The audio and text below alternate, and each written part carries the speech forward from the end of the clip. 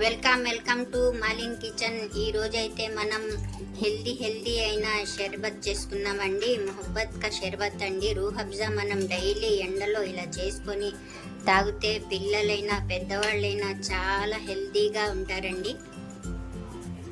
మనం పెద్దవాళ్ళైనా పిల్లలైనా ఎవరైనా మనం తాగొచ్చండి. డైలీ సమ్మర్లో తాగాలండి. ఇలాంటివి తాగితేనే మనం హెల్దీగా ఉంటారు. ఈ రూహ్ అఫ్జా ఒంటికి చాలా మంచిదండి. మీరు తప్పకుండా ట్రై చేయాలండి. ఈ రెసిపీ నచ్చితే లైక్, షేర్, కమెంట్, సబ్స్క్రైబ్ చేయండి. మర్చిపోకండి. మీ ఫ్రెండ్స్కి షేర్ చేయండి. వీడియో చూడాలంటే నోటిఫికేషన్ ఆన్ చేసుకోండి. వీడియో అయితే పూర్తిగా చూడండి. వీడియోలో ఎలా చేసామో అలాగే చేయండి. మొహబ్బత్ కా షర్బత్ అయితే రెడీ అయిపోయింది. బాగా చూసేయండి.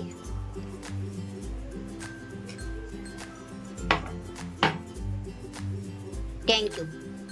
పుచ్చకాయ తీసుకోవాలండి. కలంగీరకాయ కూడా అంటారండి. మనం మార్కెట్ నుంచి ఇలా కోసి చూసి మనం తెచ్చామండి.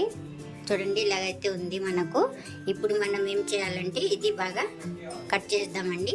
చూడండి మనమైతే కట్ చేసుకున్నామండి. మొత్తం పుచ్చకాయ ముక్కలు అన్నీ కాదండి, సగం కట్ చేసుకున్న. ఇత్తనాలు వస్తే మనం గింజలు తీసుకోవాలి. ఎన్ని పక్కకు వస్తే అన్ని తీసేసుకోవాలండి. ఇప్పుడు మనం తీసుకోవాలండి. బౌల్ గిన్నె అయినా ఏదో ఒకటి తీసుకొని ఇప్పుడు మనం ఒక గిలాస్ పాలు తీసుకున్నానండి. పాలు కాంచి చల్లార్చిన పాలండి. మనం ఒక గిలాసు ఎంతమంది ఉన్నారు మన ఇంట్లో ఫ్యామిలీ చూసుకొని చేసుకోవాలండి. నేనైతే ఇద్దరికే చేసుకుంటున్నాను. ఒక గిలాస్ పాలు ఇందులో వేసుకోవాలి. మనం ఇప్పుడు ఈ పాలలో వేసుకోవాలి. మనం ఎంత తీపి కావాలంటే మనం ఎంత వేసుకోవచ్చు.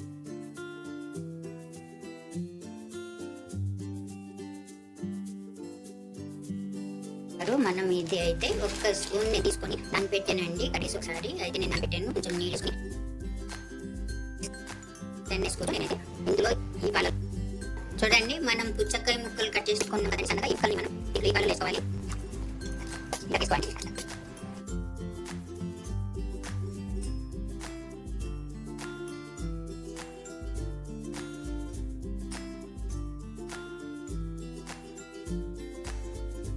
చూడండి రూహ్ అండి ఇది.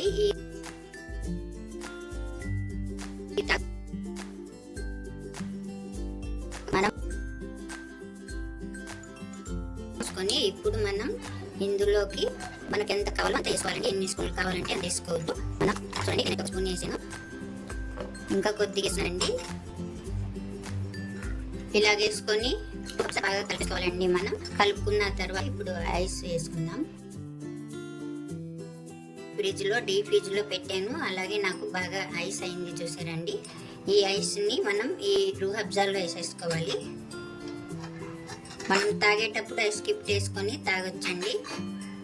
బాగా చల్లగా ఉంటుంది. చూడండి ఇలాగైతే వేసుకోవాలి. అంతే అండి. ఎంతో సింపుల్ గా ఎంతో హెల్దీగా అయిపోయే రెసిపీ రెడీ అయిపోయింది. మొహబ్బత్ కా షర్బత్ అయితే రెడీ అయిపోయింది.